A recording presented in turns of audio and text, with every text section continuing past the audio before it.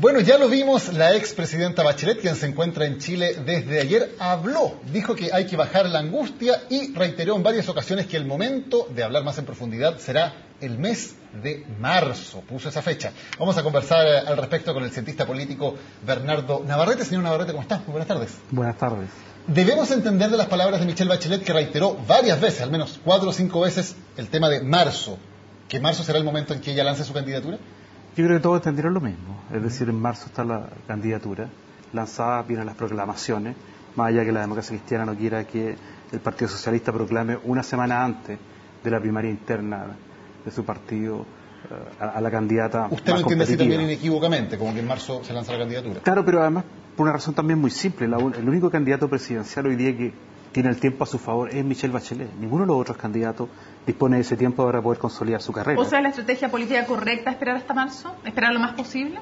Yo creo que absolutamente. De hecho, Michelle Bachelet puede tranquilamente volver 2 meses antes de las primarias de junio y eventualmente, si uno toma como dato las encuestas CEP de mediados de este año, ella tiene un voto duro de personas que no van a cambiar su preferencia, alrededor del 46%.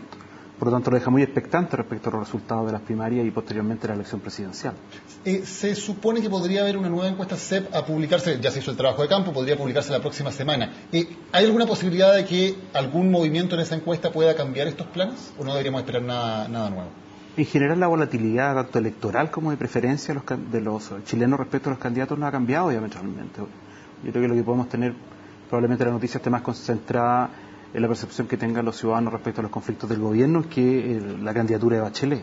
Ahora, usted mencionaba respecto al tema de las primarias en la ADC. ¿Qué debieran hacer en verano el PS y el PPD? ¿Hacerle caso a sus socios de la ADC y efectivamente no proclamar o proclamar igual por anticipado Michelle Bachelet? ¿Cómo puede leerse eso y también qué margen de maniobra puede tener para influir en las decisiones del PS y PPD de Michelle Bachelet? Yo creo que ninguna candidata presidencial en Chile, desde el 90 a la fecha, va a tener tanto poder al inicio de una campaña presidencial. Primero porque uno podría prefaciar lo siguiente, o sea, Michelle Bachelet no necesita la concertación, es la concertación la que necesita Bachelet. La concertación hoy día tendría serios problemas para instalar candidaturas que no vayan a la primaria, y por lo tanto la competitividad requiere a Michelle Bachelet. A su vez, el Partido Socialista entendió tempranamente que Michelle Bachelet sí necesita una primaria. Primero porque tiene que concentrarse en los temas que son propios de 4 partidos que tienen programáticamente diferencias sustantivas hoy día. Y también tiene que blindarse respecto de lo que es esperable de la derecha a partir de marzo. Es decir, el mismo tratamiento que le dieron a Lago una vez que se esbozó su eventual posibilidad de competir en una elección presidencial, va a enfrentar Michelle Bachelet. Ok, pero ¿qué hacer previo a eso con las primarias internas de la ADC? ¿Debe el PS y el PPD respetar esa instancia y no proclamar antes de ella a Bachelet? ¿Cómo se maneja eso? ¿Qué es lo más yo creo que adecuado? Lo más adecuado ha sido postergarlo. Michelle Bachelet no necesita esa proclamación. Ese acto, tanto del Partido Socialista, el Partido Radical o el PPD, ya está en el imaginario popular, digamos. Casi sería ritual, pero la democracia cristiana, que es el único partido que está haciendo una primaria para elegir una competidora para enfrentarse a Bachelet, necesita ese tiempo y ese espacio, que también es relevante, porque si no tenemos un poco un cheque en blanco hacia una candidatura que hoy día ciertamente aparece más que ganadora. Hablemos de plazos y de fechas. Con esto de marzo se entiende que entonces el aniversario del 27F, Michelle Bachelet lo pasaría nuevamente en silencio. ¿Es buena esa estrategia o tiene que llegar un momento en que ella finalmente hable sobre ese tema y el 27F podría ser una buena ocasión? Es que electoralmente el 27F es relevante para los medios de comunicación y para los partidos que hoy día están en el gobierno. No lo es para Michelle Bachelet, que enfrenta el proceso de salida de su gobierno. Es sacar a la pizarra a dar cuenta a Michelle Bachelet de los últimos 20 días de su mandato, para ella no le resulta relevante y políticamente muy complejo. Volver aquí el 27 en febrero, cuando aunque volviera en abril y aunque volviera en mayo, sigue siendo la candidata más afectada para ganar la primaria y ser presidenta de la República. Sí. Y otra fecha clave, según el diario El Pulso, que lo publicaba esta mañana, antes de que hablara Bachelet, su lanzamiento de campaña podría ser el 8 de marzo, que es el Día Internacional de la Mujer. ¿Le hace sentido una estrategia como esta? Yo creo que a todos, porque Michelle Bachelet tiene una alta preferencia en el sector femenino, que en la última elección se decantó más por la derecha, siendo un poco su tendencia en los últimos tiempos. Yo creo que cualquier fecha que decida Michelle Bachelet electoralmente y políticamente va a ser correcta.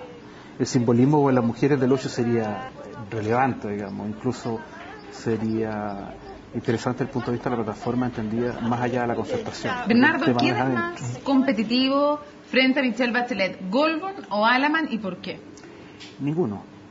No, pero entre los dos. Es que entre los dos, a ver, si uno lo toma en los planos emocionales, Goldborn se acerca más a la imagen que tiene una Michelle Bachelet, una mujer cercana, calidez, simpatía, empatía.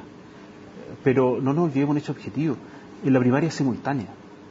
Y por lo tanto, esa simultaneidad puede definir la candidatura presidencial de Michelle Bachelet si la distancia es sobre cualquiera de los dos candidatos de derecha. Y en ese sentido, el discurso republicano, el posicionamiento que tiene Alaman como un hombre de Estado, digamos, la última crisis de renovación nacional no lo deja muy aspectado para el futuro. En ese sentido, el competirle los espacios a Michelle Bachelet es muy complejo. Ok, pero es mejor competir, porque igual no van a renunciar a competir en la centro-derecha, obviamente van a competir. ¿Con cuál pueden obtener un mejor resultado? Porque además hay que ver todo el desgaste que puede significar una campaña, hay que ver cuando tengan que dar cuenta por las cosas de su gobierno, también Michelle Bachelet. Entonces, entre uno y otro, ¿es mejor competir por similitud o por diferencia con Bachelet? Yo creo que el mejor escenario es similitud, dado que estamos en el mismo espacio comunicacional. Alaman, en ese sentido, la última crisis de renovación nacional un poco repunta esa vieja idea que estos discursos republicanos de posicionamiento están un poco distantes de los problemas que los electores perciben como cercanos y necesarios. Sabemos cuáles son las fortalezas principales de Michelle Bachelet, están muy claras y su posicionamiento en las encuestas así lo demuestra. ¿Cuáles son las principales debilidades o los principales peligros que va a tener ella en su candidatura? Yo creo lo primero entender que, y yo creo que ella lo tiene claro, ella necesita darle tiempo a la concertación, y por eso la primaria es un tema tan relevante para ella, no solamente, como decía, para cubrirla de ataques frontales que le va a dar la derecha como candidata, y darle tiempo sobre todo al tema programático. Yo creo que después de 20 años de gobierno, y este lapsus de 4 de los sectores de derecha, han hecho recapacitar fuertemente a los sectores de la concertación respecto de que hay temas que se dejaron de lado durante 20 años, y no todos están dispuestos a dejar esos temas un poco en el aire por eventualmente privilegiar una candidatura que ya todo el mundo entiende ganada, entre comillas, si la elección fuera este domingo, digamos. ¿Y ella tiene que tener un rol de liderazgo en esas definiciones programáticas o de mantener cierta ambigüedad que pueda dejar a todos relativamente satisfechos? Yo creo que esa es la gran pregunta que va a quedar abierta, porque las reformas programáticas que se están pidiendo son radicales, tienen que ver con los pilares que deja instalado el régimen militar. Estamos hablando de las AFP, estamos hablando de la ISAPRE, estamos hablando del tema de los derechos mineros, derechos de subsuelo, derechos de agua, es decir, temas que fueron postergados. Ahora, ¿cree usted que un gobierno de Michelle Bachelet va a ser un gobierno más a la izquierda que el primero que hizo, o va a ser un gobierno muy similar al primero que ella misma hizo? Yo creo que para los ciudadanos de a pie, común y corriente, no es fácil entender qué es de izquierda y qué es de derecha hoy día. Probablemente el hecho de que el Partido Comunista se haya instalado a la izquierda del Partido Socialista ordena un poco más la visión, pero programáticamente yo creo que las reformas para el ciudadano común y corriente ya están relativamente bien enunciadas, tienen que ver con los temas de educación, tienen que ver un poco con la agenda que ya está. El problema está, valga la redundancia, con los partidos de la concertación. Okay, se lo pregunto de otra forma, ¿cree que Michelle Bachelet va a ser un gobierno con reformas profundas de verdad, o cree que va a ser muy similar al primer gobierno que hizo? Yo creo que las reformas van a ser profundas. El concepto de verdad es absolutamente relativo en ese sentido, porque tiene que ver con los actores que se van a sentir vulnerados en estos procesos de reforma. Lo que sí está claro es que si Michelle Bachelet no instala esos temas que están siendo definidos como prioritarios de los partidos, que la van a apoyar, va a tener problemas. Uno de los problemas que enfrentó Piñera es no entender que los partidos, y particularmente Renovación Nacional, tenían una agenda que es diferente de la UDI. Ahora, tenemos dos actores relativamente claros en términos de un candidato de la centro-derecha, la mano Goldborn, muy probablemente una candidatura de Michelle Bachelet por la concertación y otros grupos. ¿Hay espacio para algún otro actor que sea relevante, o sea, que cumpla un rol parecido al que jugó Enrique Sominami en el año 2009, sea por la izquierda el mismo Enrique Sominami u otro, sea un Franco Parisi, etcétera? ¿Existe el espacio para que surja otro actor relevante? Yo creo que ya queda muy poco espacio, y lo va a quedar en el sentido de que la gente percibe que enero y febrero son meses perdidos en el mundo de la política. Entramos a marzo, en donde la agenda de los candidatos va a ser muy rápida, muy exigente, y una Michelle Bachelet que va a estar recién bajándose del avión o ya en Santiago posicionando eventualmente cuál es la mejor fecha para iniciar su candidatura. Y ojo que puede no ser marzo, puede ser perfectamente abril, trasladándole a los candidatos que le puedan competir en una primaria, tanto en la concertación como en la derecha, el desgaste propio de instalar campaña a 3 meses plazo. ¿Qué tanto daño puede provocar a Michelle Bachelet el proceso de primaria, en el sentido que, le puede dar legitimidad en este proceso, pero también se va a enfrentar a debates, discusiones, le van a recordar las cosas que no hizo en su gobierno, las que prometió, las que no cumplió, y para diferenciarse sus competidores dentro de la concertación tienen que también atacarla, es lo más probable. ¿Cómo se regula esa competencia? Yo creo que en general los que pueden competir con Michelle Bachelet van a estar con la idea del second best, con el mejor segundo.